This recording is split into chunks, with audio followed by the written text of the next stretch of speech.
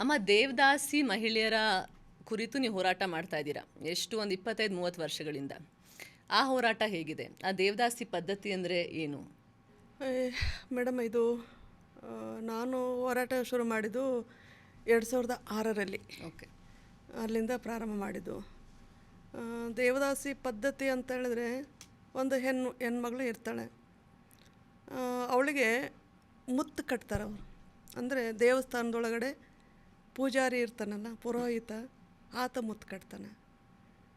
ಆತಲ್ದೇ ಇನ್ನು ಹಿರಿಯ ಹೆಣ್ಮಗಳು ಇರ್ತಾಳೆ ದೇವದಾಸಿ, ದೊಡ್ಡೋಳು, ಆಕೆ ಮುತ್ತು ಕಟ್ತಾಳೆ. ಮುತ್ತು ಕಟ್ಟೋದಂದ್ರೆ ಮುತ್ತು ಕಟ್ಟೋದಂದರೆ ಅದು ಮುತ್ತು ಕಟ್ಟಿದ್ರೆ ಆಯಿತು, ಆಕೆ ದೇವದಾಸಿ ಪದ್ಧತಿಗೆ ಒಳಗಾದ್ಲು ಅಂತ. ಹಲವಾರು ರೀತಿ ಪದ್ಧತಿಗಳಿದಾವೆ. ಮುತ್ತು ಕಟ್ಟೋದಿರ್ಬೋದು, ಮುದ್ರಿ ಹಾಕೋದಿರ್ಬೋದು, ಬೇರೆ ಬೇರೆ ದೇವ್ರುಗಳಿಗೆ ಸಂಬಂಧಪಟ್ಟಂಥ ಪದ್ಧತಿ ಅದು. ಈ ಗಂಡು ದೇವರಿಗೆ ಬೇರೆ, ಹೆಣ್ಣು ದೇವರಿಗೆ ಬೇರೆ, ಆಂಜನೇಯಗೆ ಬೇರೆ, ಗೋಣಿ ಬಸಪ್ಪ ಅಂತ ನಮ್ಮೂರಲ್ಲಿದ್ದಾನೆ, ನಮ್ಮ ಕಡೆ ಎಲ್ಲ ಕೂಡ ಅದಕ್ಕೂ ಬೇರೆ, ಮೈಲಾರಲಿಂಗೇಶ್ವರ ಅದಕ್ಕೂ ಬೇರೆ. ಇವ್ರಿಗೆಲ್ಲ ಕೂಡ ಬೇರೆ ಬೇರೆ ರೀತಿಯಲ್ಲಿ ಅದು ಮುತ್ತು ಕಟ್ಟೋದು ಮತ್ತು ದೇವರಿಗೆ ಬಿಡೋದು ಅಂತಂದೇಳಿ. ದೇವರಿಗೆ ಬಿಡೋದು ಅಂತ ಅಂದರೆ ಅದೇ ಮುತ್ತು ಕಟ್ಟೋದ್ರ ಮೂಲಕ ದೇವರಿಗೆ ಅರ್ಪಣೆ ಮಾಡೋದು ಅಂತ. ಅವರಲ್ಲಿ ಕೆಲಸ ಏನು ಮಾಡಬೇಕು? ಅವರೇನಿಲ್ಲ, ಅವರು ಅದು ಯಾವ ರೀತಿ ಅಂತ ಹೇಳಿದ್ರೆ ನನಗೆ ಅರ್ಥ ಆಗಿರೋದು, ಫಸ್ಟೆಲ್ಲ ಅವ್ರು ಏನು ಮಾಡ್ತಾರೆ, ಭಾಳ ಹಿಂದಿನಿಂದ ಸಾವಿರಾರು ವರ್ಷಗಳಿಂದ ಇದು ನಡೆದು ಬಂದಂಥ ಪದ್ಧತಿ ಇದು. ಅವ್ರು ಏನು ಅಂದ್ಕೊಂತಾರೆ, ನಮ್ಮ ಮನೆಯಲ್ಲಿ ಯಾರೋ ಒಬ್ಬರು ದೊಡ್ಡವರಿದ್ದರು, ಅಜ್ಜಿ ಇದ್ಲಪ್ಪ, ಆಕೆ ಅಜ್ಜಿ ವಯಸ್ಸಾತು, ಆಕೆ ಹೊರೆ ಅಂತಾರೆ, ಆಕೆಗೆ ಏನು ಕಟ್ಟಿರ್ತಾರೆ ಮುತ್ತು, ಆಕೆಗೆ ಮೊಮ್ಮಗಳಿಗೆ ಕಟ್ಟಬೇಕು ಅಥವಾ ಮಗಳಿಗೆ ಕಟ್ಟಬೇಕು ಅಂತ. ಅದನ್ನು ಕಟ್ಟಬೇಕಷ್ಟೇ, ಅವ್ರ ಮನೆ ಒಳಗಡೆ ಆಕೆ ಇರಬೇಕು. ಈ ಗಂಡ್ಮಗ ಇರ್ತಾನಲ್ಲ, ಈ ಗಂಡ್ಮಗ ಅವ್ರಿಗೆ 3-4 ಜನ ಮಕ್ಳು ಇರ್ತಾರೆ. ಆ 3-4 ಜನ ಮಕ್ಕಳಲ್ಲಿ ಒಂದು 2 ಹೆಣ್ಮಕ್ಳಿದ್ರೆ ಒಂದು 3 ಜನ ಗಂಡು ಮಕ್ಕಳು ಇರ್ತಾರೆ. ಆ 2 ಹೆಣ್ಮಕ್ಳಿದ್ರೆ 2 ಹೆಣ್ಮಕ್ಳಿಗೂ ಕೂಡ ಮುತ್ತು ಕಟ್ಟಿ ಅವ್ರ ಮನೆ ಒಳಗಡೆ ಇರಿಸ್ಕೊಳೋದು. ಅವ್ರನ್ನ ಮದುವೆ ಮಾಡಿಕೊಡೋದಿಲ್ಲ. ಹೌದಾ? ಮದುವೆ ಮಾಡಿಕೊಟ್ರೆ ಗಂಡ ಮನೆಗೆ ಹೋಗ್ಬಿಡ್ತಾಳೆ ಆಕೆ. ಈಕೆ ಮುತ್ತು ಕಟ್ಟಾರಂತಾನೆ ಈಕೆ ಮನೆ ಒಳಗಡೆ ಇರ್ತಾಳೆ, ಅಪ್ಪ ಅಮ್ಮನ ಜೊತೆಯಲ್ಲಿ, ಒಡಹುಡ್ತವ್ರ ಜೊತೆಯಲ್ಲಿ ಇರತಕ್ಕಂಥ ಪದ್ಧತಿ ಅದು. ಆಕೆ ಗಂಡು ಮಗನಿಗೆ ಸಮಾನ ಅಂತೆ ಆಕೆ ಅಲ್ಲಿ. ಇದನ್ನು ಯಾವ ರೀತಿ ರೂಢಿಯಲ್ಲಿ ತಂದುಬಿಟ್ಟಿದ್ದಾರೆ ಅಂತೇಳಿದರೆ, ಈಗ ಮುಂಚೆ ಹೆಂಗಿತ್ತೋ ಗೊತ್ತಿಲ್ಲ, ಇತ್ತೀಚಿನ ದಿನಗಳಲ್ಲಿ ನಾನು ಅಭ್ಯಾಸ ಮಾಡಿದ್ದೀನಿ, ಭಾಳಷ್ಟು ಹಳ್ಳಿಗಳಿಗೆ ಹೋಗಿದ್ದೀನಿ, ಭಾಳಷ್ಟು ತಾಲೂಕುಗಳಿಗೆ ಹೋಗಿದ್ದೀನಿ, ಜಿಲ್ಲೆಗಳಿಗೆ ಹೋಗಿದ್ದೀನಿ, ತುಂಬಾ ತಿರುಗಾಡಿದ್ದೀನಿ ಈ ವಿಷಯಕ್ಕೆ ಸಂಬಂಧಪಟ್ಟಂಗೆ. ಎಲ್ಲರೂ ಹೇಳೋದಿಷ್ಟೇ, ನನಗಿಷ್ಟ ಇರಲಿಲ್ಲ ಪದ್ಧತಿ. ದೇವದಾಸಿ ಅಂತೇಳಿದ್ರೆ ನನಗೆ ಗೊತ್ತಿರಲಿಲ್ಲ, ನನಗಿಷ್ಟ ಇರಲಿಲ್ಲ. ನನಗೇನೋ ಅಪ್ಪ ಅಮ್ಮ ಕರ್ಕೊಂಡೋಗಿ ಮುತ್ತು ಕಟ್ಸಿದ್ರು, ನನಗೆ ದೇವದಾಸಿ ಪದ್ಧತಿ ಚಿಕ್ಕ ವಯಸ್ಸಲ್ಲಿ ಏನು ಗೊತ್ತಾಗಲ್ಲ ಅಂತೇಳಿ. ಮತ್ತು ಇನ್ನು ಕೆಲವರೆಲ್ಲ ಕೂಡ ಹೇಳ್ತಿದ್ರು, ಹೊಟ್ಟೆ ಒಳಗಡೆ ಹೆಣ್ಣಾದರೆ, ಗರ್ಭಿಣಿ ಇರ್ತಾಳೆ ಒಬ್ಬ ತಾಯಿ, ಹೊಟ್ಟೆ ಹುಟ್ಟುವಂಥ ಹೆಣ್ಮಗು ಹೆಣ್ಣಾದರೆ ನಾನು ಮುತ್ತು ಕಟ್ಟಿಸ್ತೀನಿ ಅಂತೇಳಿ ಅರಕೆ ಕಟ್ಕೊಳ್ತಕ್ಕಂಥ. ಓಹೋ, ಅದೇನಕ್ಕೆ ಆ ಥರ ಅರಕೆ ಕಟ್ಕೊಳ್ತಾರೆ? ಹೆಣ್ಮಗಳಾದರೆ ಮುತ್ತು ಕಟ್ಟಿಸ್ತೀನಿ ಅಂತ ಪದ್ಧತಿ ದೇವರಿಗೆ. ಈ ಥರದಲ್ಲಿ ದೇವರಿಗೆ ಅದು ಅವರು ಏನು ಭಾಳ ಹಿಂದಿನಿಂದ ಅದು ಅವ್ರ ಮನೆತನ ಹಂಗೆ ಬಂದಿರ್ತತಿ ಅಂತ. ಮತ್ತು ತುಂಬ ಜನ ಏನು ಮಾಡ್ತಾರೆ, ಬಡತನ ಏನೈತಲ್ಲ, ಈ ಬಡತನ ಮತ್ತು ಭಾಳ ಬೇರೆ ಬೇರೆ ಜಾತಿ ಒಳಗಡೆ ಇಲ್ಲ, ಇದು 1-2-3 ಜಾತಿಗೆ ಮಾತ್ರ ಸೀಮಿತ. ಓಕೆ. ದೇವದಾಸಿ ಪದ್ಧತಿ ಅನ್ನೋದು 1-2-3 ಜಾತಿಗೆ ಸೀಮಿತವಾಗಿರ್ತಕ್ಕಂಥ ಪದ್ಧತಿ ಇದು. ಇದನ್ನು ಏನು ಮಾಡ್ತಾರೆ ಅಂದರೆ, ಈ ಜಾತಿಗೆ ಯಾವತ್ತೂ ಕೂಡ ಭೂಮಿ ಇಲ್ಲ, ಯಾವತ್ತೂ ಕೂಡ ಮನೆ ಇಲ್ಲ, ಯಾವತ್ತೂ ಕೂಡ ಇನ್ನೊಂದು ಸೌಲಭ್ಯಗಳು ಇಲ್ಲ. ಇವ್ರು ಯಾವತ್ತಿದ್ರೂ ಕೂಡ ಬೇರೆ ಹೊಲ ಇದ್ದವನ ಮನೆ ಒಳಗಡೆ ಹೊಲದಲ್ಲಿ ಕೆಲಸ ಮಾಡಿ ಜೀವನ ಮಾಡಬೇಕು. ಯಾರಿಗೆ ಹೊಲ ಐತಿ ಊರೊಳಗಡೆ, ಯಾರು ಶ್ರೀಮಂತ ಅದನ, ಆತನ ಹೊಲದಲ್ಲಿ ಕೆಲಸ ಮಾಡಿ ಇವ್ರು ಜೀವನ ಮಾಡಬೇಕು. ಆತನ ದನಗಳು ಕಾದು ಇವರು ಜೀವನ ಮಾಡಬೇಕು. ಆತನ ಮನೆ ಕೊಟ್ಟಿಗೆಯಲ್ಲಿರ್ತಕ್ಕಂಥ ಸಗಣಿ ಬಳಿದು ಇವರು ಜೀವನ ಮಾಡಬೇಕು. ಇಂಥ ಒಂದು ಪರಿಸ್ಥಿತಿ ಈಗಲೂ ಕೂಡ ಹಳ್ಳಿ ಒಳಗಡೆ ನಾವು ಕಾಣ್ತಾ ಇದ್ದೀವಿ. ಇದು ಅಲ್ಲಿ ಏನು ಮಾಡ್ತಾರೆ ಅಂದರೆ, ಒಂದು ಹುಡುಗಿ ಚಂದ ಅದಾಳ, ಇಂಥವ್ರ ಮನೆ ಒಳಗಡೆ ಒಂದು ಹುಡುಗಿ ಚಂದ ಅದಾಳ, ಆ ಹುಡುಗಿ ಮೇಲೆ ಯಾರೋ ಒಬ್ಬ ಶ್ರೀಮಂತಂದು ಮನಸ್ಸಾಯಿತು. ಆಗ ಅದು ಮದುವೆ ಮಾಡ್ಕೊಳಕ್ಕಿಲ್ಲಲ್ಲ ಅವಕಾಶ, ಯಾಕಂದರೆ ಅವನು ಶ್ರೀಮಂತ, ಮೇಲ್ಜಾತಿ ಅವನು ಬೇರೆ. ಈ ಕೆಳಜಾತಿ ಹುಡುಗಿನ ಮದುವೆ ಮಾಡ್ಕೊಳಕ್ಕೆ ಅವಕಾಶ ಇಲ್ಲ, ಆದರೆ ಅವನಿಗೆ ಅವಳು ಬೇಕು. ಆ ಕಾರಣಕ್ಕೆ ಏನು ಮಾಡ್ತಾರೆ, ಆ ಅಪ್ಪನ ಅಮ್ಮನ ಕರೆಸಿ, ನಿನ್ನ ಮಗಳಿಗೆ ಹೋಗಿ ಹಿಂಗೆ ಮುತ್ತು ಕಟ್ಸ್ಕೊಂಬ, ದೇವರಿಗೆ ಬಿಡಿಸ್ಕೊಂಬ ನನಗೆ ಕೊಡು, ನನಗೆ ಅಂದರೆ ನಮ್ಮ ಕಡೆ ಎಲ್ಲ ಕೂಡ ಹೆಣ್ಣು ಮಾಡಿಕೊಡು ಅಂತ ಕೇಳ್ತಾರೆ. ಓಕೆ. ಹೌದೇನು, ಹೆಣ್ಣು ಮಾಡಿಕೊಡು ಅಂತ, ಹ್ಮ್. ನನಗೆ ಕೊಡು, ಹೆಣ್ಣು ಮಾಡಿಕೊಡು ಅಂತ. ಹೌದಾ, ಪಾಪ ಅವು ಏನು ಮಾಡ್ತಾವು, ಎಷ್ಟು ದುಡ್ಡು ಕೊಡ್ತಾರ, ಎಷ್ಟು ಬಂಗಾರ ಕೊಡ್ತಾರ ಅಂತೇಳಿ ಒಂದು ಜೊತೆ ಓಲೆ ಕೊಡ್ತಾರಂತೆ, ಒಂದು ಸೀರೆ ಕೊಡ್ತಾರೆ, ಒಂದು ತಾಳಿ ಕೊಡ್ತಾರೆ. ಇವತ್ತಿನ ಪರಿಸ್ಥಿತಿನ ಇದು ಇಲ್ಲ ಅವತ್ತಿನಿಂದ. ಆಗ ಅದನ್ನು ತಗೊಂಡು ಹೋಗಿ ಯಾವುದೋ ಒಂದು ಗುಡಿಗೆ ಹೋಗಿ ಒಬ್ಬ ಪೂಜಾರಿ ಕೊಟ್ಟು ಅಲ್ಲಿ ಮುತ್ತು ಕಟ್ತಾರೆ. ಅದನ್ನು ಕಟ್ಸ್ಕೊಂಬಂದು ಅವಾಗ ಅವನಿಗೆ ಯಾರು ಮನಸ್ಸಿರ್ತೈತಲ್ಲ ಆ ಮನುಷ್ಯನಿಗೆ, ಅದು ನಮ್ಮ ಕಡೆ ಎಲ್ಲ ಕೂಡ ಭಾಷೆ ಬೇರೆ ಬೇರೆ ಕಡೆ ಬೇರೆ ಬೇರೆ ಭಾಷೆಗಳೆಲ್ಲ ಇದಾವೆ. ನಮ್ಮಲ್ಲಿ ಬಳಸೋದು ಹೆಣ್ಣು ಮಾಡಿಕೊಡೋದು ಅಂತ. ಓಕೆ. ಇದನ್ನು ಅವರು ಆತನಿಗೆ ಹೆಣ್ಣು ಮಾಡಿಕೊಡ್ತಾರೆ. ಇದಕ್ಕೊಂದು ಆಚರಣೆ ಇದೆ. ಆಚರಣೆ, ಹೌದು ಹೌದು, ಇದು ಆಚರಣೆ. ಇದನ್ನು ಹೆಣ್ಣು ಮಾಡಿ ಅವನಿಗೆ ಕೊಟ್ಟಾಗ ಅವನೇನು ಮಾಡ್ತಾನೆ, ಸ್ವಲ್ಪ ದಿವಸದ ಮಟ್ಟಿಗೆ ಆಕೆ ಜೊತೆಗೆ ಇರ್ತಾನೆ. ನಂತರದಲ್ಲಿ 1-2 ಮಕ್ಕಳು ಆತಂತಂದೇಳಿದ್ರೆ ಅವನು ಬಿಟ್ಟೋಗ್ಬಿಡ್ತಾನೆ. ಆಗ ಆ ಮಕ್ಕಳ ಸಾಕುವಂಥ ಜವಾಬ್ದಾರಿ ಯಾರಿಗಿರ್ತತೆ ಅಂದರೆ ಅವಳಿಗೆ 14 ವರ್ಷ 15 ವರ್ಷ ಹೆಣ್ಣು ಮಕ್ಕಳು. ಹೌದು, ಎಷ್ಟು ಸಣ್ಣ ಮಕ್ಕಳು, 12 ವರ್ಷದ ಹೆಣ್ಣು ಮಕ್ಕಳಿಗೆ ಮುತ್ತು ಕಟ್ಟಿಸಿ ದೇವದಾಸಿ ಪದ್ಧತಿಗೆ ಬಿಡ್ತಾರೆ. 12 ವರ್ಷದ ಹೆಣ್ಣು ಮಕ್ಕಳಲ್ಲ, 13 ವರ್ಷದ ಹೆಣ್ಣು ಮಕ್ಕಳು, 11 ವರ್ಷದ, ಹೇಳ್ತೀನಲ್ರಿ, 7-8 ವರ್ಷದ ಹೆಣ್ಣು ಮಕ್ಕಳಿಗೆ ದೇವರಿಗೆ ಮುತ್ತು ಕಟ್ಟಿಸಿ ಬಿಡ್ತಾರೆ. 14-15 ವರ್ಷದಲ್ಲಿ, 15 ವರ್ಷದಲ್ಲಿ, 16 ವರ್ಷದಲ್ಲಿ 2 ಮಕ್ಕಳು ತಾಯಿಯಾಗಿರ್ತಾಳೆ ಆಕೆ. ಈ ರೀತಿಯಲ್ಲಿ ಆ 16-18 ವರ್ಷ 20 ವರ್ಷದೊಳಗಡೆ ಆಕೆ 2 ಮಕ್ಕಳು ತಾಯಿಯಾಗಿ ಆಕೆ ಎಷ್ಟು ಕಷ್ಟಪಡ್ತಾಳೆ. ಆಕೆ ಫಸ್ಟ್ ಭೂಮಿ ಇಲ್ಲ, ನಾನು ಹೇಳ್ದಂಗೆ ಯಾರಿಗೂ ಕೂಡ ಯಾವ ಸೌಲಭ್ಯಗಳು ಇಲ್ಲ ಆಕೆಗೆ. ಆ ಮಕ್ಕಳನ್ನ ಯಾವ ರೀತಿಯಲ್ಲಿ ಸಾಕಬೇಕು, ಆಕೆ ಹೆಂಗೆ ಬದುಕಬೇಕು ಅಂತ ಕೇಳಿದರೆ ಅದು ಅವ್ರ ಕಷ್ಟ ಅಲ್ಲಿಗೆ ಹೋಗಿ ಕೇಳಿದಾಗ ನಮಗೆ ಅದು ಗೊತ್ತಾಗೋದು. ಅದು ಕೂಲಿ ಮಾಡ್ತಾರೆ. ಯಾವ ರೀತಿ ಕೂಲಿ ಮಾಡ್ತಾರೆ, ಅಲ್ಲಿ ಶ್ರೀಮಂತರು ಇರ್ತಾರೆ ಹಳ್ಳಿ ಒಳಗಡೆ. ಎಲ್ಲ ಶ್ರೀಮಂತರು ಕೂಡ, ಎಲ್ಲ ಶ್ರೀಮಂತರು ಒಂದಿಷ್ಟು ಭೂಮಿಗಳೆಲ್ಲ ಇರ್ತಾವೆ, ಹಗಲಿ ರಾತ್ರಿ ದುಡಿತಾ ಇರ್ತಾರೆ. ಅವ್ರ ಮನೆ, ಅವ್ರಿಗೇನಾದರೂ ಮದುವೆ ಮಾಡಬೇಕು ಮಕ್ಕಳಿಗೆ, ಅವ್ರಿಗೇನಾದರೂ ಜಾತ್ರೆ ಮಾಡಬೇಕು, ಅಥವಾ ಮನೆ ಕಟ್ಟಬೇಕು, ಅಥವಾ ಎದಕ್ಕಾರ ರೊಕ್ಕ ಬೇಕು ಅಂತ ಹೇಳಿದ್ರೆ ಆ ಶ್ರೀಮಂತನ ಹೋಗಿ ಕೇಳ್ತಾರೆ. ಆ ಒಂದಿಲ್ದ ಒಂದು ದಿವಸ ಆ ಶ್ರೀಮಂತ ಕೂಡ ಈಕಿ ಮನೆಗೆ ಬಂದೋಗಿರ್ತಾನೆ. ಆ ಶ್ರೀಮಂತನ ಮನೆ ಒಳಗಡೆ ಈಕಿ ದುಡ್ಡು ಸಾಲ ಕೊಡಪ್ಪ ಅಂತ ಕೇಳಬೇಕು. ಆ ಸಾಲ ಕೊಡ್ತಾನೆ ಆತ. ಸಾಲ ಕೊಟ್ಟಾಗ ಅದಕ್ಕೆ ಬಡ್ಡಿ ಎಷ್ಟು ಅಂತ ಗೊತ್ತಿರಲ್ಲ, ಅದು ರೊಕ್ಕ ಎಷ್ಟು ಅಂತ ಹೇಳಿ ಗೊತ್ತಿರಲ್ಲ. ಸುಮ್ಮನೆ ದುಡಿತಾ ಇರ್ತಾರೆ ಮಕ್ಕಳು, ಆಕಿ ದೇವದಾಸಿ ಮತ್ತು ಅವ್ರ ಮಕ್ಕಳು ಎಲ್ಲರೂ ಕೂಡ ಮನೆ ಒಳಗಡೆ ದುಡಿತಾ ಇರ್ತಾರೆ. ತಂದೆ ಅಂತ ಗೊತ್ತಿರಲ್ಲ, ಹೇಳಿರಲ್ಲ ಆಕಿ, ಈತನೇ ನಿಮ್ಮ ತಂದೆ ಅಂತ ಆಕಿ ಹೇಳಿರಲ್ಲ. ಆ ರೀತಿಯಲ್ಲಿ ಅದು ಸಮಾಜ ಒಪ್ಪಲ್ಲ. ಅದು ಆತನೇ ತಂದೆ ಅಂತೇಳಿ ಅವನು ಒಪ್ಕೊಳಲ್ಲ. ಹಳ್ಳಿ ಒಳಗಡೆ ಅಥವಾ ಹೊಲದೊಳಗಡೆ ಮಗ ಹಾಳಾಗಿ ದುಡಿದ್ರೂ ಈತ ನನ್ನ ಮಗ ಅಂತೇಳಿ ಆತ ಒಪ್ಕೊಳಲ್ಲ ಅಪ್ಪ, ಅಥವಾ ಅವರು ನಮ್ಮಪ್ಪ ಅಂತೇಳಿ ಆ ಮಕ್ಕಳು ಕೂಡ ಕೇಳಲ್ಲ. ಆ ತಾಯಿ ಹೇಳ್ಬೇಕಲ್ಲ ನಿಮ್ಮಪ್ಪ ಈತ ಅಂತ, ತಾಯಿ ಕೂಡ ಎಂದು ಕೂಡ ಹೇಳಲ್ಲ. ಇವತ್ತಿನ ಪರಿಸ್ಥಿತಿನೂ ಹೀಗೇನೆ.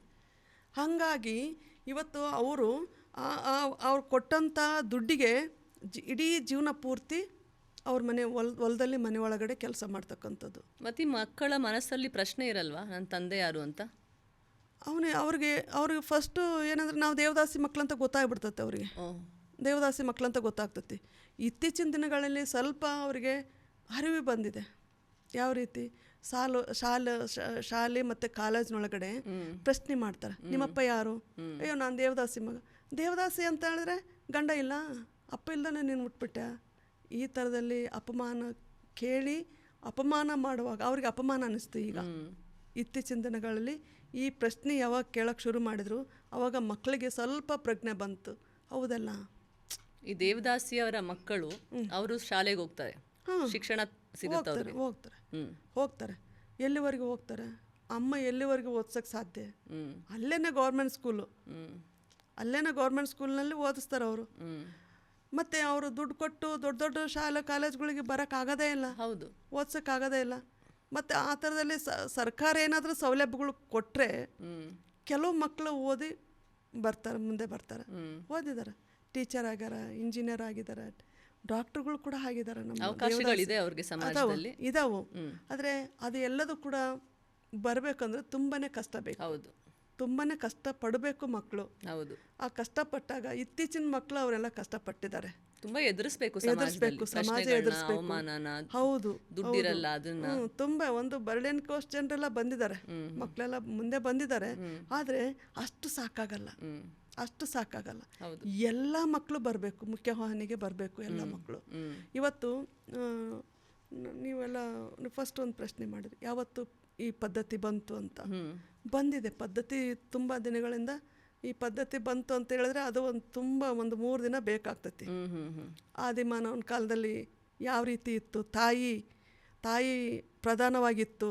ಆ ತಾಯಿ ಸತ್ತಾಗ ಆಕೆಗೆ ಒಂದು ದೇವಸ್ಥಾನ ಮಾಡಿ ಪೂಜೆ ಮಾಡಿದ್ರು, ದೇವಸ್ಥಾನ ಕಟ್ಟಿ ಆ ತಾಯಿಗೆ ಪೂಜೆ ಮಾಡಿದ್ರು. ಮಾತ್ರ ಪ್ರಧಾನ ಸಮಾಜ ಹೆಂಗಿತ್ತು, ಮಾತ್ರ ಪ್ರಧಾನ ಸಮಾಜದಲ್ಲಿ ತಾಯಿನ ದೇವತೆ ಅಂತ ಹೇಳ್ತಿದ್ರು.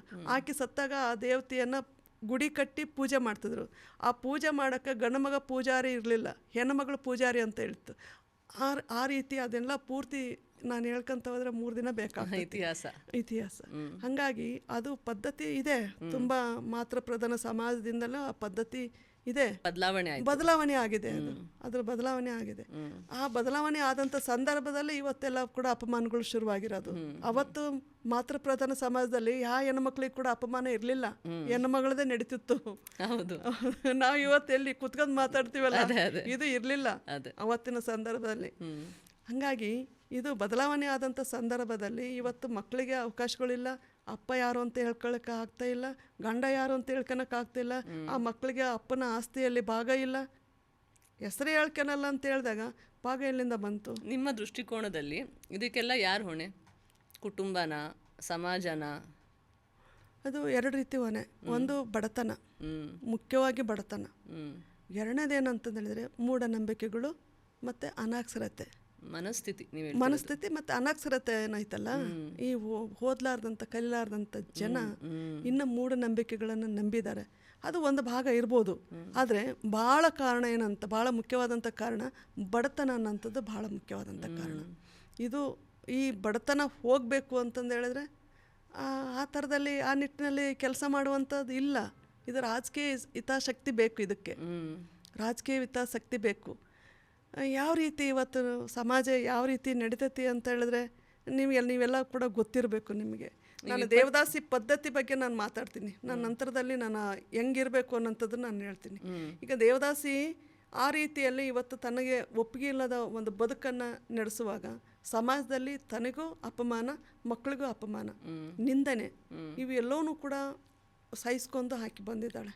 ಇವತ್ತು ಸಂಘ ಆಗಿದೆ, ಅವರು ಇಡೀ ರಾಜ್ಯದಲ್ಲಿ ದೇವದಾಸಿ, ಕರ್ನಾಟಕ ರಾಜ್ಯ ದೇವದಾಸಿ ಮಹಿಳೆಯರ ವಿಮೋಚನಾ ಸಂಘಟನೆ ಅಂತೇಳಿ ನಾವು 2006ರಲ್ಲಿ ಪ್ರಾರಂಭ ಮಾಡಿದ್ದೀವಿ. ಅಲ್ಲಿ ಅದು ಹೋಗಬೇಕು ಅನ್ನೋ ಕಾರಣಕ್ಕಾಗಿಯೇ ದೇವದಾಸಿ ಪದ್ಧತಿ ನಿಲ್ಲಬೇಕು, ಇರೋಂಥ ದೇವದಾಸಿಯನ್ನು ಮುಖ್ಯವಾಹಿನಿಗೆ ತರಬೇಕು ಅನ್ನೋಂಥ ಕಾರಣಕ್ಕಾಗಿಯೇ ನಾವು ಸಂಘ ಕಟ್ಟಿದ್ದು. ನಮ್ಮದು ಸಂಘದಲ್ಲಿ ಒಂದು ಬೈಲ ಐತಿ, ಆ ಬೈಲದಲ್ಲಿ ನಾವು ಬರ್ಕೊಂಡಿದ್ದೀವಿ, ಇದು ಹೋಗಬೇಕು, ಇವರಿಗೆ ಭಾಳ ಮುಖ್ಯವಾಗಿ 5 ಎಕರೆ ಭೂಮಿ ಕೊಡಬೇಕು, ಇವರಿಗೆ ಬೇಕಾದಷ್ಟು ತಿಂಗಳಿಗೆ ಯಾಕಂದರೆ ತನ್ನದಲ್ಲದ ತಪ್ಪಿಗೆ ಇವತ್ತು ಸಮಾಜ ಅವಳನ್ನ ದೂರ ಇಟ್ಟಿದೆ, ಸಮಾಜ ದೌರ್ಜನ್ಯ ಮಾಡಿದೆ, ಅಪಮಾನ ಮಾಡಿದೆ, ಒಂದು ಕಳಂಕ ಅಂತ ನೋಡುತ್ತೆ. ಕಳಂಕ, ಇದು ಹೆಣ್ಮಕ್ಳಿಗೆ ಕಳಂಕ ಅಂತೇಳಿ ತಂದಿರ್ತದೆ ಇದು ದೇವದಾಸಿಗೆ. ಹಾಗಾಗಿ ಇದನ್ನು ಸರ್ಕಾರ ನಿಭಾಯಿಸಬೇಕು. ಸರ್ಕಾರ ತನ್ನ ಹೊಣೆಯನ್ನು ಸರಿಯಾಗಿ ನಿಭಾಯಿಸಿಲ್ಲ ಅಂತ ನಾವು ಈಗಲೂ ಕೂಡ ಹೇಳ್ತೀವಿ. ಅವ್ರು ಹೇಳ್ತಾರೆ 82ರಲ್ಲಿ ಒಂದು ಕಾನೂನು ತಂದಿದ್ದಾರೆ, 82ರಲ್ಲಿ ಕಾನೂನು ತಂದಿದ್ದಾರೆ. ಆ ಕಾನೂನೊಳಗಡೆ ಏನಿದೆ, ಅದು ದೇವದಾಸಿ ಪದ್ಧತಿ ನಿಷೇಧ ಮಾಡಬೇಕು ಅಂತ. ದೇವದಾಸಿ ಪದ್ಧತಿ ನಿಷೇಧ ಮಾಡಬೇಕು ಅಂತೇಳಿ ಕಾನೂನು ತಂದರೆ ಆಗ್ಬಿಡ್ತತೆ, ಅದು ನಿಷೇಧ ಆಗಬೇಕಲ್ಲ ಮೇಡಮ್, ಅದು ಆಗಲಿಲ್ಲ. ಒಂದು.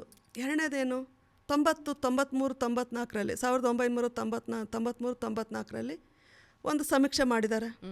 ಆ ಸಮೀಕ್ಷೆ ಮಾಡಿ ಬಚ್ಚಿಟ್ಕೊಂಬಿಟ್ರೆ ಆಯ್ತಾ, ಒಂದು ಬುಕ್ಕದಲ್ಲಿ ಇಟ್ಕೊಂಬಿಟ್ರೆ ಆಯ್ತಾ? ಅದಕ್ಕೆ ಸಮೀಕ್ಷೆ ಮಾಡಿದ್ದೀವಿ, ಅದಕ್ಕೇನು ಬೇಕು ಅನ್ನೋಂಥದ್ದು ಬೇಡ, ಅದು ಕೂಡ ಅಲ್ಲಿಗೆ ಆಯಿತು. ಆಮೇಲೆ ಏನು ಮಾಡಿದ್ರು, ಒಂದು ಸಮೀಕ್ಷೆ ಆಯಿತು, ಒಂದು ಕಾನೂನು ಆಯಿತು, ಅವೆರಡು ಕೂಡ ಅಲ್ಲೇ ನಿಂತಿದ್ದಾವೆ. ಇದು ದೇವದಾಸಿ ಪದ್ಧತಿ ಹೋಗಬೇಕು ಅಂತ. ಹೆಂಗೆ ಹೋಗ್ತೈತೆ ಅದು? ಅದ್ರ ಬಗ್ಗೆ ಅವೇರ್ನೆಸ್ ಬೇಕಲ್ಲ, ಸರ್ಕಾರಕ್ಕೂ ಬೇಕು, ಸರ್ಕಾರಕ್ಕೆ ಏನು ಬೇಕು ಅಂತ ಒಂದು ಆಲೋಚನೆ ಬೇಕಲ್ಲ, ಅವ್ರಿಗೆ ಏನು ಬೇಕು ಅಂತ ಒಂದು ಆಲೋಚನೆ ಬೇಕಲ್ಲ, ಅದು ಎರಡೂ ಕೂಡ ಮಾಡಲಿಲ್ಲ. ಆಮೇಲೆ ಏನಾಯಿತು, ನಾವು 2006ರಲ್ಲಿ ಸಂಘ ಪ್ರಾರಂಭ ಮಾಡಿದ್ವಿ. 2006ರಲ್ಲಿ ಪ್ರಾರಂಭ ಮಾಡಿ ಸರ್ಕಾರದ ಮುಂದೆ ಬಂದ್ವಿ. ಸುಮಾರು 10,000 ಜನ ನಾವು ಒಂದು ಇಲ್ಲಿ ಫ್ರೀಡಮ್ ಪಾರ್ಕಲ್ಲಿ ಕೂತಿದ್ದು, ದೇವದಾಸಿ ಮಹಿಳೆಯರು 10,000 ಜನ 3 ದಿನಗಳ ಕಾಲ ನಾವು ಧರಣಿ ಮಾಡಿದ್ದು. ನಿಮ್ಮ ಸಂಘದಲ್ಲಿ ಎಷ್ಟು ಜನ ಇದ್ದಾರಮ್ಮ? ಈಗ ನಮಗೆ ಸದಸ್ಯರು ಅದರ ಒಂದು 8,000 ಜನ ನಮ್ಮ ಮೆಂಬರ್ಶಿಪ್ ಹಾಕ್ತಾ ಇದ್ದಾರೆ ಸಂಘದಲ್ಲಿ. ಅಷ್ಟು ಹೆಣ್ಮಕ್ಳು ಎಷ್ಟು ಮಹಿಳೆಯರು ಮುಂದೆ ಬರ್ತಾರೆ? ಅಂದರೆ ಈ ಥರದಲ್ಲಿ 10,000 ಜನ ಬಂದು ನಾವು 3 ದಿನಗಳ ಕಾಲ ಅಲ್ಲಿ ಫ್ರೀಡಮ್ ಪಾರ್ಕಲ್ಲಿ ಬನ್ನಪ್ಪ ಪಾರ್ಕ್ ಇತ್ತು ಅವಾಗ, ಅಲ್ಲಿ ಹೋರಾಟ ಕುಂತಾಗ ಮುಖ್ಯಮಂತ್ರಿ ಖುದ್ದಾಗಿ ಬಂದು ಒಂದು ಅವತ್ತಿನ ಮುಖ್ಯಮಂತ್ರಿ ಕುಮಾರಸ್ವಾಮಿ ಮತ್ತು ಇವರು ಉಪಮುಖ್ಯಮಂತ್ರಿ MP ಪ್ರಕಾಶ್ ಏನೋ ಇದ್ದರು, ಅವರಿಬ್ಬರು ಬಂದು ಮನವಿ ಪತ್ರ ತಗೊಂಡು ಇದ್ರ ಬಗ್ಗೆ ನಾವು ಚರ್ಚೆ ಮಾಡ್ತೀವಿ ಅಂತ ಹೇಳಿದರು. ಸರಿ ಚರ್ಚೆ ಮಾಡಿರಿ, ಚರ್ಚೆ ಮಾಡ್ತಾರೆ ನೋಡ್ತಾರೆ ನಾವು ಸಮೀಕ್ಷೆ ಮಾಡಿದ್ದೀವಿ, ನಾವು ಕಾನೂನು ಮಾಡಿದ್ದೀವಿ ಅಂತ ಹೇಳ್ತಾರೆ. ಆ ಸಮೀಕ್ಷೆ ಒಳಗಡೆ ಎಷ್ಟು ಜನ ಅದಾರ ಅಂದರೆ 23,000 ಜನ ಅದಾರ ಅಂತ ಹೇಳ್ತಾರೆ. 23,000 ಜನ ಯಾರ್ಯಾರು ಅಂತ ಹೇಳಿದ್ರೆ ಕೆಲವೇ ತಾಲೂಕು ಮತ್ತು ಕೆಲವೇ ಜಿಲ್ಲೆಗಳು, ಇನ್ನು ಹಲವಾರು ಜಿಲ್ಲೆಗಳು ಬಿಟ್ಟೋಗಿದ್ದಾರೆ, ಹಲವಾರು ತಾಲೂಕುಗಳು ಬಿಟ್ಟೋಗಿದ್ದಾರೆ. ನಾವು ಮತ್ತೆ ಅದನ್ನೆಲ್ಲ ನೋಡಿ ಮತ್ತೆ ಅದನ್ನೆಲ್ಲ ಪರಿಶೀಲನೆ ಮಾಡಿ ಮತ್ತೆ ನಾವು ಧರಣಿ ಕುಂತ್ಕೊಂಡ್ವಿ. ಇಲ್ಲ ನೀವು ಸರಿಯಾಗಿ ಸಮೀಕ್ಷೆ ಮಾಡಿಲ್ಲ, ನೀವು ಇನ್ನೂ ಸರಿಯಾಗಿ ಸಮೀಕ್ಷೆ ಮಾಡಿರಿ, ನೀವು ಇವ್ರ ಕಡೆಯಿಂದಲೇ ಸಮೀಕ್ಷೆ ಮಾಡಿ, ಅಂಗನವಾಡಿ ಟೀಚರ್ ಕಡೆಯಿಂದ ನೀವು ಸಮೀಕ್ಷೆ ಮಾಡಿರಿ ಅಂತೇಳಿ ನಾವು ಮತ್ತೆ ಪಟ್ಟಿಡ್ದು ಕೂತ್ಕೊಂಡಾಗ ಮತ್ತೆ ಅವರು 2007-8ರಲ್ಲಿ ಸಮೀಕ್ಷೆ ಮಾಡಿದರು. 2007-8ರಲ್ಲಿ ಮತ್ತೆ ಒಂದು 26,000 ಜನ ಹೆಣ್ಮಕ್ಳು ಸಿಕ್ಕರು. ಅಲ್ಲಿಗೆ ಏನಾಯ್ತು, 46,660 ಜನ ಹೆಣ್ಮಕ್ಳು ಆವತ್ತಿನ 2007-8 ಎರಡು ಸರ್ವೆನ ಸೇರಿ. ಅಲ್ಲಿ ಅವರು ಫಸ್ಟ್ ಕೊಡ್ತಿದ್ದು 400 ರೂಪಾಯಿ ಪೆನ್ಷನ್ ಕೊಟ್ಟರು. 400 ರೂಪಾಯಿ ಪೆನ್ಷನ್ ಎದಕ್ಕೆ ಆಗ್ತೈತಿ ಈ ಸಂದರ್ಭದಲ್ಲಿ ಅಂತೇಳಿ ನಾವು ಕೇಳ್ಕೊತ ಬಂದ್ವಿ. ಆದರೆ ಅದನ್ನು ಬ್ಯಾಡ್ ಅನ್ನಲಿಲ್ಲ, ಅದನ್ನು ಕೊಡಿಸ್ತಾನೆ ಮತ್ತೆ ನಾವು ಹೋರಾಟ ಪ್ರಾರಂಭ ಮಾಡಿದ್ವಿ. ನಂತರದಲ್ಲಿ 500 ರೂಪಾಯಿ ಪೆನ್ಷನ್ ಕೊಟ್ಟರು, ಆಮೇಲೆ 1,000 ರೂಪಾಯಿ ಪೆನ್ಷನ್ ಕೊಟ್ಟರು, ಆಮೇಲೆ 1,500 ರೂಪಾಯಿ ಪೆನ್ಷನ್ ಕೊಟ್ಟರು, ಈಗ 2,000 ರೂಪಾಯಿ ಪೆನ್ಷನ್ ಕೊಡ್ತಾ ಇದ್ದಾರೆ. ಆದರೆ ಅದಕ್ಕೂ ಕೂಡ ಸಾಕಾಗಲ್ಲ. ಆದರೆ ಸಾಲ ಸೌಲಭ್ಯಗಳು ಕೊಡಬೇಕು ಅಂತಂದೇಳಿದ್ರೆ 10,000ರಿಂದ ಅವರು ಶುರು ಮಾಡಿದರು. ಆನಂತರದಲ್ಲಿ 20,000 ಶುರು ಮಾಡಿದರು, ಆ ನಂತರದಲ್ಲಿ 50,000, ಆಮೇಲೆ 1,00,000 ಶುರು ಮಾಡಿದರು. ಆಮೇಲೆ ಕೆಲವು ಬೇರೆ ಬೇರೆ ಪಕ್ಷಗಳು ಅಧಿಕಾರಕ್ಕೆ ಬಂದಾಗ ಇವರಿಗೆ ಸಾಲನ ಕಟ್ಟೋಕ್ಕಾಗಲ್ಲ, ಇವರು ಸಾಲ ಕೊಡಬಾರ್ದು, ಫ್ರೀ ಅಂತೇಳಿ ಒಂದು 30,000 ರೂಪಾಯಿ ಕೊಡೋಣ ಅಂತ ಮತ್ತೊಂದು ರೂಲ್ಸ್ ಎಲ್ಲ ತಂದಿಟ್ಟಿದ್ದಾರೆ. ಈ 30,000 ರೂಪಾಯಿ ಕೊಡ್ತಾರೆ. ಮತ್ತು ಹಂಗೇ ಯಾರಿಗೆ ಜಾಗ ಐತಿ, ನಿವೇಶನ ಯಾರಿಗೈತಿ ಅಷ್ಟು ಮಾತ್ರ ಮನೆಗಳು ಇರೋದು, ಸ್ವಂತ ನಿವೇಶನ ಇರೋದೇ ಕಡಿಮೆ ಅವರಿಗೆ. ನಿವೇಶನ ಇದ್ದವ್ರಿಗೆ ಮಾತ್ರ ಬರಲೇನು ಜನರಿಗೆ ಮನೆ ಕಟ್ಸ್ಕೊಟ್ಟಿದ್ದಾರೆ. ಇದು ಒಂದು ಕಡೆ.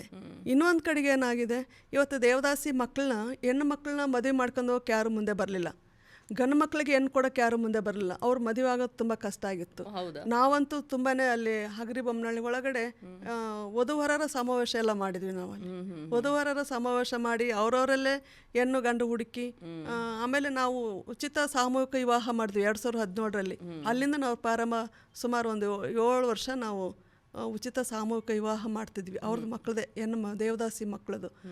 ಈ ರೀತಿಯಲ್ಲಿ ನಾವು ಪ್ರಾರಂಭ ಮಾಡಿದ್ವಿ. ನಮ್ಮ ಬೇಡಿಕೆ ಇತ್ತು ಏನು ಅಂತ ಹೇಳಿದ್ರೆ, ಹೆಣ್ಣು ಮಕ್ಕಳು ಯಾರು ಆಗಿದ್ರು ಅವರಿಗೆ ಒಂದು ಮದುವೆ ಪ್ರೋತ್ಸಾಹಧನ ಅಂತೇಳಿ ಒಂದು 5 ಲಕ್ಷ ಕೊಡಬೇಕು ಅಂತ ನಮ್ಮ ಬೇಡಿಕೆ ಇತ್ತು. 2018ರಲ್ಲಿ ಮೊನ್ನೆ 2018ರಲ್ಲಿ ಅವು ಮಕ್ಕಳಿಗೆ ಬೇಡಿಕೆಗೆ ಅದು ಮದುವೆಗೆ ಹೆಣ್ಣು ಮಕ್ಕಳು ಮದುವೆ ಆದರೆ 5 ಲಕ್ಷ, ಗಂಡು ಮಗನಿಗೆ ಮದುವೆ ಆದರೆ 3 ಲಕ್ಷ ಅಂತಂದೇಳಿ ಸರ್ಕಾರ ಘೋಷಣೆ ಮಾಡಿದ್ರೆ ಅದ್ರ ಪ್ರಕಾರ ಅವ್ರು ಜಾರಿ ಮಾಡ್ತಾ ಇದ್ದಾರೆ. ನಾವು ಅದನ್ನೆಲ್ಲ ಸ್ವಾಗತ ಮಾಡ್ತೀವಿ.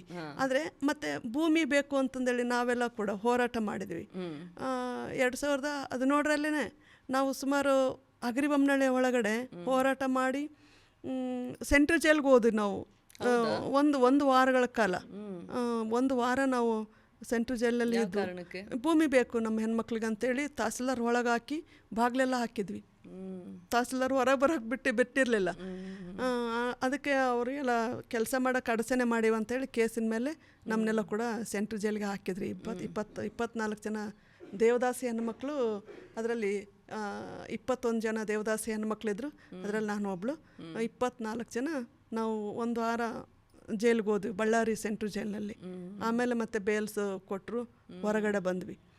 ಈ ರೀತಿಯಲ್ಲಿ ಮತ್ತು ಒಳಗೆ ಹೋಗಿ ಆ ರೀತಿಯಲ್ಲಿ ಸೀರಿಯಸ್ ಆದಂಥ ಒಂದು ಹೋರಾಟ ಮಾಡಿದ್ಮೇಲೆ ಅಲ್ಲಿ ಭೂಮಿ ಕೊಡಬೇಕು ಅಂತ, ದೇವದಾಸಿ ಹೆಣ್ಮಕ್ಳಿಗೆ ಭೂಮಿ ಕೊಡಬೇಕು ಅಂತಂದೇಳಿ ಒಂದು ಕಾನೂನನ್ನು ಮಾಡಿದರು.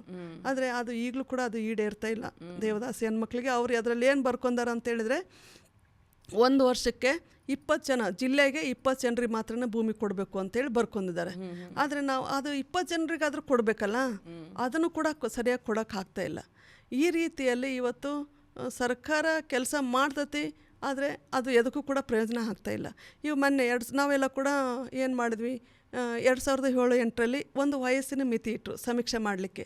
ದೇವದಾಸಿ ಹೆಣ್ಮಕ್ಳ ಸಮೀಕ್ಷೆಗೆ 35 ವರ್ಷ ಇದ್ದಂಥವ್ರನ್ನ ಸಮೀಕ್ಷೆ ಮಾಡೋದು. ಅದರಲ್ಲಿ ಅಂದರೆ ಆ ವಯಸ್ಸಿನಿಂದ ಮೇಲ್ಪಟ್ಟಂಥ ಹೆಣ್ಮಕ್ಳನ್ನ ಸಮೀಕ್ಷೆ ಮಾಡೋದು. 45 ವರ್ಷ ಇದ್ದಂಥವ್ರಿಗೆ ಪೆನ್ಷನ್ ಕೊಡಬೇಕು ಅಂತ ಸರ್ಕಾರ. ನಾವು ಅವತ್ತು ಹೇಳಿದ್ವಿ, ನೀವು ಸಮೀಕ್ಷೆ ಮಾಡುವಾಗ ಯಾಕೆ ವಯಸ್ಸಿನ ಮಿತಿ ಇರ್ತೀರಿ? ನೀವು 20 ವರ್ಷ ಇರಲಿ 18 ವರ್ಷ ಇರಲಿ, ನೀವು ಅವ್ರನ್ನೆಲ್ಲ ಕೂಡ ಸಮೀಕ್ಷೆ ಮಾಡಿರಿ. ನೀವು ಪೆನ್ಷನ್ ಬೇಕಾದರೆ ನೀವು 45 ವರ್ಷಕ್ಕೆ ಕೊಡ್ರಿ ಅಂತ ನಾವು ಅವತ್ತು ಕೇಳಿದ್ವಿ. ಆದರೆ ಅವ್ರು ಏನು ಮಾಡಿದ್ರು, ಇಲ್ಲ ನಾವು 35 ವರ್ಷದಿಂದ ನಾವು ಸಮೀಕ್ಷೆ ಮಾಡ್ತೀವಿ ಅಂತೇಳಿ 35 ವರ್ಷದಿಂದ ಸಮೀಕ್ಷೆ ಮಾಡಿದ್ದಾರೆ. ಅಂದರೆ 35 ವಯಸ್ಸು ಇದ್ದಂಥವ್ರನ್ನ ಸಮೀಕ್ಷೆ ಮಾಡಿದ್ದಾರೆ. ಈಗ ಅದು ಏನಾಗತ್ತಂದರೆ ಅವತ್ತೇನು ಬಿಟ್ಟು ಹೋಗಿದ್ರು, ಇವತ್ತು ಆ ಹೆಣ್ಮಕ್ಳಿಗೆ 41-42 ವರ್ಷ ಆಗಿದ್ದಾವೆ. ಮತ್ತು ಅದ್ರ ಜೊತೆಗೆ ಈಗಲೂ ಕೂಡ ಇಂಥ ಸಂಪ್ರದಾಯ ಮತ್ತು ಬಲವಂತದ ದೇವದಾಸಿ ಪದ್ಧತಿ, ಬಲವಂತದಿಂದ ಮುತ್ತು ಕಟ್ಸ್ಕೊಂಡು ಇವೆಲ್ಲ ಸೇರಿದರೆ ಈಗಲೂ ಕೂಡ ಒಂದು ಹೊರಗಡೆ 20-25 ಸಾವಿರ ಜನ ಉಳಿದಿದ್ದಾರೆ ಹೊರಗಡೆ. ಮೊನ್ನೆ 2000 ನಾವು ಅವ್ರನ್ನ ಸೇರಿಸ್ಕೊಡ್ರಿ ಅಂತ ನಾವು ಹೋರಾಟ ಮಾಡಿದ್ವಿ. ಯಾರು ಬಿಟ್ಟು ಅವತ್ತು 2007-8ರಲ್ಲಿ ಸಮೀಕ್ಷೆಯಿಂದ ಹೊರಗಡೆ ಯಾರಿದ್ದಾರೆ ಅವರನ್ನು ನೀವು ಸಮೀಕ್ಷೆಗೆ ಒಳಪಡಿಸ್ರಿ. ಆ ಮಕ್ಕಳಿಗೆ ಈಗ ಅವ್ರು ಹೊರಗಿದ್ದರ ಪರಿಸ್ಥಿತಿ ಏನಾಗುತ್ತೆ ಅಂತೇಳಿದರೆ ಅವರಿಗೆ ದೃಢೀಕರಣ ಪತ್ರ ಕೊಡ್ತಾರೆ. ಆ ದೃಢೀಕರಣ ಪತ್ರ ಹೊರಗಿದ್ದಂಥ ಹೆಣ್ಮಕ್ಳಿಗೆ ಸಿಗ್ತಾ ಇಲ್ಲ. ಆ ಮಕ್ಕಳಿಗೆ ವಿದ್ಯಾಭ್ಯಾಸದಿಂದ ವಂಚನೆ ಆಗ್ತಾಯಿದೆ ಮೇಡಮ್. ಅಂದರೆ ಅದು ದೇವದಾಸಿ ದೃಢೀಕರಣ ಪತ್ರ ಕೊಟ್ಟರೆ ಮಕ್ಕಳನ್ನ ಸ್ಕೂಲಿಗೆ ಸೇರಿಸ್ಕೊಳ್ಳೋಕ್ಕೆ ಅನುಕೂಲ ಆಗ್ತೈತಿ. ಅಥವಾ ಇನ್ನೊಂದು ಸೌಲಭ್ಯ ಕೊಡಲಿಕ್ಕೆ ನಮಗೆ ಸರ್ಕಾರದ ಏನೇ ಸೌಲಭ್ಯ ಆದ್ರೂ ತಗೋಬೋದು. ಆದರೆ ಇವತ್ತೇನಾಗತ್ತಂದ್ರೆ ಆಕೆ ಸಮೀಕ್ಷೆಯಿಂದ ಹೊರಗದಳ ಅನ್ನೋ ಕಾರಣಕ್ಕೆ ಆಕೆ ಸರ್ಕಾರದಿಂದ ದೃಢೀಕರಣ ಪತ್ರ ಸಿಗ್ತಾ ಇಲ್ಲ. ಆ ಮಕ್ಕಳು ವಿದ್ಯಾಭ್ಯಾಸದಿಂದ ವಂಚಿತರಾಗ್ತಿದ್ದಾರೆ. ಹಂಗಾಗಿ ಅದನ್ನು ನಾವು ಒತ್ತಾಯ ಮಾಡಿದ್ವಿ. ಮೊನ್ನೆ ಅವರು 2005ರಲ್ಲಿ ಕಾನೂನು ತಿದ್ದುಪಡಿ ಮಾಡಿದ್ದಾರೆ. ಮೊದಲಿದ್ದಂಥ ಕಾನೂನು ಏನಿತ್ತು ಅವತ್ತಿನ 82ರಲ್ಲಿ ಕಾನೂನು ಏನು ಮಾಡಿದರು, ಅದರಲ್ಲಿ ಏನಿತ್ತು ಅಂತೇಳಿದರೆ, ಯಾರು ಬಾಲಕಿ ಇರ್ತಾಳೆ, ಯಾರು ಮನೆ ಒಳಗಡೆ ಮುತ್ಕಟ್ಟಿ ಆ ಪದ್ಧತಿ ಒಳಗೆ ಆಗ್ತಾಳೆ, ಆ ಬಾಲಕಿ ಮತ್ತು ಆ ತಂದೆ ತಾಯಿ ಮಾತ್ರನೇ ಅಪರಾಧಿಗಳಂತ ಇತ್ತು ಅವತ್ತಿನ ಕಾನೂನು. ನಾವು ಅದನ್ನು ಒಪ್ಪಿರಲಿಲ್ಲ. ಯಾಕಂತಂದೇಳಿದರೆ ಇವತ್ತು ಅವ್ರು ಮಾತ್ರ ಅಪರಾಧಿಗಳು ಯಾಕೆ ಮಾಡ್ತೀರಿ ನೀವು? ಬಲವಂತವಾಗಿ ಯಾರು ಅವರಿಗೆ ಮುತ್ತು ಕಟ್ಸ್ತಾರೆ ಆ ದೈವಸ್ಥರು. ಅವತ್ತಿನ ಸಂದರ್ಭದಲ್ಲಿ ಕೂಡ ಊರೊಳಗಿರ್ತಕ್ಕಂಥ ದೈವಸ್ಥರು ಒಪ್ಪಿಗೆ ಕೊಡಬೇಕು. ಆ ಹುಡುಗಿ ಮುತ್ತು ಕಟ್ಸ್ಬೇಕಂದ್ರೆ ಅವರು ಫಸ್ಟ್ ಒಪ್ಪಿಗೆ ಕೊಡಬೇಕು. ಊರೊಳಗಡೆ ಇರ್ತಕ್ಕಂಥವ್ರು ಮತ್ತು ಅವರು ಕುಲಸ್ಥರು ಎಲ್ಲ ಏನದಾರ ಅವರೆಲ್ಲರೂ ಕೂಡ ಒಪ್ಪಿಗೆ ಕೊಟ್ಟಿದ ಮೇಲೆ ಅವ್ರು ಹೋಗಿ ಮುತ್ತು ಕಟ್ಸ್ಬೇಕು. ಅವ್ರನ್ನ ಕೂಡ ಅಪರಾಧಿಗಳು ಮಾಡಬೇಕಲ್ಲ. ಮತ್ತು ಆತ ಮುತ್ಕಟ್ಟ ಪೂಜಾರಿ ಅಥವಾ ಪುರೋಹಿತ ಏನದನ ಅಥವಾ ಹಿರಿಯ ಮಾಜಿ ದೇವದಾಸಿ ಏನದಾಳ ಆಕೆ ಕೂಡ ಅದರ ಅಪರಾಧಿ ಆಗಬೇಕಲ್ಲ. ಅವ್ರನ್ನೆಲ್ಲ ಕೂಡ ಸೇರಿಸ್ಬೇಕಲ್ಲ ಇವರು. ಅದು ಯಾವುದು ಕೂಡ ಇರಲಿಲ್ಲ. ಜವಾಬ್ದಾರಿ ಬರುತ್ತೆ. ಆಮೇಲೆ ಆ ಮಕ್ಕಳು ತಂದೆ ಯಾರು ಅಂತೇಳಿ ಹೇಳ್ಬೇಕಲ್ಲ, ಅವು ಯಾವ ಕೂಡ ಇರಲೇ ಇಲ್ಲ. ಇವ್ರು ಮಾತ್ರ ಅಪರಾಧಿಗಳು. ಯಾವ್ದಾರ ಒಂದು ಹುಡುಗಿ ಸಿಕ್ಕಾಕಂದಳ ಅಂತ ಹೇಳಿದ್ರೆ ಅವ್ರನ್ನೆಲ್ಲರನ್ನು ಕರ್ಕೊಂಡೋಗಿ ಸ್ಟೇಷನ್ನಲ್ಲಿ ಕುಂದಿರಿಸಿ ಕೇಸ್ ಹಾಕ್ಸಿ ಮತ್ತೊಂದೆಲ್ಲ ಮಾಡಿ ವಾಪಸ್ಸು ಕಳಿಸ್ತಕ್ಕಂಥದ್ದು. ಇದು ನಾವು ಅವತ್ತು ಒಪ್ಪಿರಲಿಲ್ಲ. ಹಾಗಾಗಿ ನೀವು ಮತ್ತೆ ಅದನ್ನು ಕಾನೂನು ತಿದ್ದುಪಡಿ ಮಾಡಬೇಕು ಅಂತ ನಾವು ಒತ್ತಾಯ ಮಾಡ್ತಿದ್ವಿ. ಈಗ ಅವರು ತಿದ್ದುಪಡಿ ಮಾಡಿದ್ದಾರೆ, ಕಾನೂನು ಮಾಡಿದ್ದಾರೆ. ಅದರಲ್ಲಿ ನಮಗೊಂದು ಅದು ಏನು ಅಂತಂದೇಳಿದ್ರೆ ಈಗಲೂ ಕೂಡ ಪ್ರಕಟಣೆ ಆಗ್ತಾ ಇಲ್ಲ ಆ ಕಾನೂನು. ನಾವು ಇವತ್ತಿನ 2006-7ರಲ್ಲಿ ನಾವೇನು ಕೇಳ್ತೀವಿ, ಆ ಕಾನೂನು ಏನು ನೀವು ತಿದ್ದುಪಡಿ ಮಾಡಿರಿ ಅದನ್ನು ನೀವು ಪ್ರಕಟಣೆ ಮಾಡಿರಿ ಅನ್ನೋದು ಒಂದು. ಎರಡನೇದೇನು, ನೀವು ಈಗಲೂ ಕೂಡ ದೇವದಾಸಿ ಹೆಣ್ಣುಮಕ್ಕಳನ್ನ ಮುಖ್ಯವಾಹಿನಿಗೆ ತರಬೇಕು ಅಂತಂದೇಳಿ ನೀವು ಹೇಳ್ತಾ ಇದ್ರಿ. ಆದರೆ ಈಗಲೂ ಕೂಡ ದೇವದಾಸಿಗಾಗಿ ಒಂದು ಆಫೀಸ್ ಇಲ್ಲ. ದೇವದಾಸಿ ಪುನರ್ವಸತಿ ಇಲಾಖೆ ಇಲ್ಲವೇ ಇಲ್ಲ. ಅದು ಮಹಿಳಾ ಮತ್ತು ಮಕ್ಕಳ ಕಲ್ಯಾಣ ಇಲಾಖೆಯಲ್ಲಿ ಒಂದು ಭಾಗ, ಒಂದು ಟೇಬಲ್ಲು ಒಂದು ಚೇರ್ ಹಾಕಿ ಅವ್ರನ್ನ ಕೂಡಿಸಿದ್ದಾರೆ ಕೆಲಸ ಮಾಡಲಿಕ್ಕೆ. ಆದರೆ ಅವ್ರಿಗಾಗಿ ಒಂದು ನಿಗಮ ಬೇಕಲ್ಲ. ಮತ್ತು ದೇವದಾಸಿ ಮಹಿಳೆಯರಿಗಾಗಿ ಬಜೆಟ್ನಲ್ಲಿ ಹಣ ತೆಗೆದಿಡಬೇಕಲ್ಲ, ಅದು ಆಗ್ತಾಯಿಲ್ಲ. ಮಹಿಳಾ ಮತ್ತು ಮಕ್ಕಳ ಕಲ್ಯಾಣ ಇಲಾಖೆಯಲ್ಲಿ ಏನು ಹಣ ಇರುತ್ತೆ ಅಥವಾ ಆ ಹಣ ಕೂಡ ಬಳಕೆ ಮಾಡ್ತಾಯಿಲ್ಲ ಅವರು. SC/ST ಅಭಿವೃದ್ಧಿ ಅನುದಾನದಲ್ಲಿ ಇವರು ಕೂಡ SC/ST ಅಲ್ಲ, ಇದರಲ್ಲಿ ಅವರಿಗೆ ಕೊಟ್ಟು ಅವ್ರ ಪೆನ್ಷನ್ನು ಮತ್ತೊಂದು ಮಾಡ್ತಾ ಇದ್ದಾರೆ. ಇದು ಸಪ್ರೇಟ್ ಆಗಬೇಕು ಅಂತ ನಾವು ಈಗಲೂ ಕೂಡ ಕೇಳ್ತಾ ಇದ್ದೀವಿ. ಇವು ಯಾವ ಕೂಡ ಆಗ್ಲಾರ್ದಂಗೆ ಇವತ್ತು ದೇವದಾಸಿ ಪದ್ಧತಿ ನಿಲ್ಲಬೇಕು ಅಂತಂದರೆ ಆಗೋದಿಲ್ಲ. ಒಂದು. ಎರಡನೇದೇನು, ಈ ಸಮೀಕ್ಷೆ ಮಾಡಿದ್ದಾರೆ 2025ರಲ್ಲಿ ಸಮೀಕ್ಷೆ ನಡೆದಿದೆ. ಯಾವ ರೀತಿಯಲ್ಲಿ? ಫಸ್ಟು 46,660 ಜನ ಏನಿದ್ರು 2 ಸಮೀಕ್ಷೆ ಒಳಗಡೆ. ಈಗ ಅದರಲ್ಲಿ ಮರಣ ಹೊಂದಿದ್ದಾರೆ. ಕೆಲವು ಹೆಣ್ಮಕ್ಳೆಲ್ಲ ಕೂಡ ವಯಸ್ಸಾಗೈತಿ, ಸತ್ತೋಗಿದ್ದಾರೆ. ಅದರಲ್ಲಿ ನಮ್ಮದೇನು ಎರಡು ಭಿನ್ನ ಅಭಿಪ್ರಾಯ ಇಲ್ಲ. ಆದರೆ ಈಗ ಇರ್ತಕ್ಕಂಥ ಹೆಣ್ಣುಮಕ್ಕಳು ಹೊಸಬ್ರೂ ಸೇರಿಸ್ಕೊಂಡಾರೆ ಮತ್ತು ಹಳಬರನ್ನೂ ಸೇರಿಸ್ಕೊಂಡಾರೆ. ಅವ್ರನ್ನೆಲ್ಲ ಹೊಸಬ್ರನ್ನ ಬೇರೆ ಒಂದು ಪಟ್ಟಿ ಮಾಡಿದ್ದಾರೆ. ಆದರೆ 66,000 ಜನ ಹೆಣ್ಮಕ್ಳಲ್ಲಿ ಇವತ್ತು ಬರೀ 23,000 ಜನರನ್ನ ಮಾತ್ರ ಅವ್ರು ತೋರಿಸಿದ್ದಾರೆ. ಮತ್ತು ಅವ್ರು ಹೇಳ್ತಾರೆ, ಈ ಮರಣ ಹೊಂದಿದಂಥ ಮಾಜಿ ದೇವದಾಸಿ ಮಕ್ಕಳನ್ನೂ ಕೂಡ ನಾವು 3 ತಲೆಮಾರು ಸಮೀಕ್ಷೆ ಮಾಡಿದ್ದಾರೆ. ನಾವು ಸ್ವಾಗತ ಮಾಡಿದ್ವಿ. 3 ತಲೆಮಾರು ಸಮೀಕ್ಷೆ ಮಾಡಿದ್ರೆ ಒಳ್ಳೆಯದು. ಆದರೆ ಎಲ್ಲರೂ ಬರಬೇಕಲ್ಲ ಆ ಸಮೀಕ್ಷೆ ಒಳಗಡೆ. ಆ ಎಲ್ಲರೂ ಸಮೀಕ್ಷೆ ಒಳಗಡೆ ಒಳಗೊಂಡಿಲ್ಲ. ಇದು ಅಪೂರ್ಣ ಆಗೈತಿ. ಸಮೀಕ್ಷೆ ನಾವು ಒಪ್ಪಿಲ್ಲ. ಹಂಗಾಗಿ ನಾವು ಮತ್ತೆ ಪುನಃ ಸಮೀಕ್ಷೆ ನಡಿಬೇಕು ಅಂತಂದೇಳಿ ನಮ್ಮ ಹೋರಾಟ ಪ್ರಾರಂಭ ಆಗುತ್ತೆ. ಅದು ಆಗಬೇಕು ಅನ್ನೋದು ಒಂದು. ಮತ್ತು ಎರಡನೇದು ಆ ಅದರಲ್ಲಿ ಅಪ್ಪ ಯಾರು ಅಂತ ಹೇಳಬೇಕು ಅಂತ ಐತಿ. 2025 ಕಾನೂನು ತಿದ್ದುಪಡಿ ಏನು ಮಾಡಿದ್ದಾರೆ, ಅಪ್ಪ ಯಾರು ಅಂತ ಹೇಳಬೇಕು, ಅಪ್ಪ ಒಪ್ಪಿಗೆಬೇಕು, ಮತ್ತು ಅಪ್ಪನ ಆಸ್ತಿ ಇದ್ದರೆ ಮಗನಿಗೆ ಕೊಡಬೇಕು ಅಂತೇಳಿ ಐತಿ. ಅದು ಪ್ರಕಟಣೆ ಆಗಬೇಕು. ಇದು ಬೇಗನೆ ಪ್ರಕಟಣೆ ಅದು ಜಾರಿ ಆಗಬೇಕು ಅನ್ನೋದು ನಮ್ಮ ಹೋರಾಟ ಇದೆ. ಇದು ಭಾಳ ಮುಖ್ಯವಾಗಿರ್ತಕ್ಕಂಥ ಒಂದು ವಿಷಯ. ಈಗೇನು ಅವರು ಅವತ್ತಿನ ಸರ್ವೆ ಮತ್ತು ಇವತ್ತಿನ ಸರ್ವೆ ಅಂತ ಬಂದಾಗ ತುಂಬಾ ಕಡಿಮೆ ತೋರಿಸಿದ್ದಾರೆ. ಮತ್ತು ಹತ್ತತ್ರ ಮಕ್ಕಳು ಅಂದರೆ ಮಾಜಿ ದೇವದಾಸಿ ಏನು ಮರಣ ಹೊಂದಿದ್ದಾರೆ ಅವ್ರ ಕುಟುಂಬಗಳು ಯಾವ ಕೂಡ ಸಮೀಕ್ಷೆ ಮಾಡಿಲ್ಲ. ಸುಮ್ಮನೆ ಒಂದು 90,000 ಜನ ಮಾತ್ರನೇ ಅಂತಂದೇಳಿ 90 ಕುಟುಂಬಗಳು ಮಾತ್ರ ತೋರಿಸಿದ್ದಾರೆ. ಅವರೆಲ್ಲರನ್ನೂ ಕೂಡ ಮರಣ ಹೊಂದಿದಂಥ ಮಕ್ಕಳನ್ನ ಅಥವಾ ಅವ್ರ ಕುಟುಂಬಗಳ ಸಮೀಕ್ಷೆ ಮಾಡಿದರೆ ಸುಮಾರು ಒಂದು 3.5 ಲಕ್ಷದವರೆಗೂ ಕುಟುಂಬಗಳು ಸಿಗ್ತಾ ಇದ್ದಾವೆ. ಇದರಲ್ಲಿ ಬರೋ 90,000 ಮಾತ್ರ ತೋರಿಸಿದ್ದಾರೆ. ಇದು ನಾವು ಒಪ್ಪಿಲ್ಲ ಅನ್ನೋಂಥದ್ದು. ಅದು ಸರಿಯಾದಂಥ ಸಮೀಕ್ಷೆ ಆಗಬೇಕು. ಮರಣ ಹೊಂದಿದಂಥ ಮಕ್ಕಳನ್ನು ಕೂಡ ಸೇರ್ಪಡೆ ಆಗಬೇಕು, ಮಕ್ಕಳು ಮತ್ತು ಮೊಮ್ಮಕ್ಕಳು. ಆಗ ಮಾತ್ರ ಈ ದೇವದಾಸಿ ಪದ್ಧತಿ ನಿಲ್ತತೆ ಅನ್ನೋಂಥದ್ದು ಒಂದು. ಇನ್ನು ಎರಡನೇದು, ಈ ಹೊಸ ಹೆಣ್ಮಕ್ಳು ಏನಾದ್ರು ಹೊರಗೆ ಇದ್ದಂಥ ಹೆಣ್ಮಕ್ಳನ್ನ ಅವರು ವಯಸ್ಸು ನಿಮ್ಮದು ಕಡಿಮೆ ಇದೆ, ನೀವು 82ರಲ್ಲಿ ಹುಟ್ಟಿರ್ತಕ್ಕಂಥ ಹೆಣ್ಮಕ್ಳು ಮಾತ್ರ ನಾವು ಈ ಸಮೀಕ್ಷೆಯಲ್ಲಿ ತಗೊತೀವಿ ಅಂತ ಹೇಳ್ತಿದ್ದಾರೆ. ಅದು ಆ ರೀತಿ ಆಗಬಾರ್ದು. ಎಲ್ಲ ಹೆಣ್ಮಕ್ಳು ಈಗೇನು ಸಮೀಕ್ಷೆ ಅವರು ಅರ್ಜಿ ಹಾಕಿದ್ದಾರೆ, ಪಾರ ನಂಬರ್ ನಮೂನಿ 2 ಅರ್ಜಿ ಹಾಕಿದ್ದಾರೆ. ಅವರೆಲ್ಲರನ್ನೂ ಕೂಡ ನೀವು ಒಪ್ಕೋಬೇಕು. ಸರ್ಕಾರ ಒಪ್ಕೊಂಡು ಅವ್ರಿಗಾಗಿ ಅಲ್ಲ, ಅವ್ರ ಮಕ್ಕಳಿಗೆ ಮುಂದಿನ ಭವಿಷ್ಯಕ್ಕಾಗಿ ಸರ್ಕಾರ ಒಪ್ಕೋಬೇಕು. ಅವ್ರನ್ನೆಲ್ಲರಿಗೂ ಒಪ್ಕೊಂಡು ಅವ್ರಿಗೆ ಆ ಮಕ್ಕಳಿಗೆ ಅವಕಾಶ ಮಾಡಿಕೊಡ್ಬೇಕು, ಅವ್ರಿಗೊಂದು ಸರ್ಟಿಫಿಕೇಟ್ ಕೊಡಬೇಕು ಅಂತಂದೇಳಿ ನಾವು ಒತ್ತಾಯ ಮಾಡ್ತಾಯಿದ್ದೀವಿ. ಭಾಳ ಮುಖ್ಯವಾಗಿ ಈ ಬಜೆಟ್ನಲ್ಲಿ ದೇವದಾಸಿ ಹೆಣ್ಮಕ್ಳಿಗೆ ಒಂದು 6,000 ರೂಪಾಯಿ ಪೆನ್ಷನ್ ಕೊಡ್ರಿ ಅಂತಂದೇಳಿ ನಾವು ಕೇಳಿದ್ದೀವಿ. ಆದರೆ ನಿನ್ನಿನ ಬಜೆಟ್ನಲ್ಲಿ ಏನು ಕೂಡ ನಿನ್ನೆ ನಡೀತಾ ಬಜೆಟ್, ರಾಜ್ಯದ ಬಜೆಟ್, ಆ ಬಜೆಟ್ನಲ್ಲಿ ಏನು ಕೂಡ ಅವರು ಮಾತಾಡಿಲ್ಲ ದೇವದಾಸಿ ಹೆಣ್ಮಕ್ಳಿಗೆ. ಇದು ಅತ್ಯಂತ ಖಂಡನೀಯವಾಗಿರ್ತಕ್ಕಂಥ ವಿಷಯ. ಯಾಕಂದರೆ ಅಷ್ಟು ಹೇಳ್ತಾರೆ, ಯಾವುದಕ್ಕೂ ಹಣ ಖರ್ಚು ಮಾಡ್ತಾರೆ. ಇಂಥ ಕೆಳವರ್ಗದಲ್ಲಿ ದೌರ್ಜನ್ಯಕ್ಕೀಡಾದಂಥ ಹೆಣ್ಮಕ್ಳನ್ನ ಇವರು ಕಂಡಲ್ಲ ಅಂತ ಹೇಳಿದ್ರೆ ಇದು ಖಂಡನೀಯವಾಗಿರ್ತಕ್ಕಂಥ ಒಂದು ವಿಚಾರ. ಹಾಗಾಗಿ ಇದು ಯಾಕೆ ಈ ಥರದಲ್ಲಿ ಆತಂತ ಗೊತ್ತಿಲ್ಲ. ಇದು ಸರಿಪಡಿಸ್ಕೋಬೇಕು ಸರ್ಕಾರ ಅನ್ನೋಂಥದ್ದು ನಮ್ಮ ಹೋರಾಟ ಇದೆ ಮೇಡಮ್.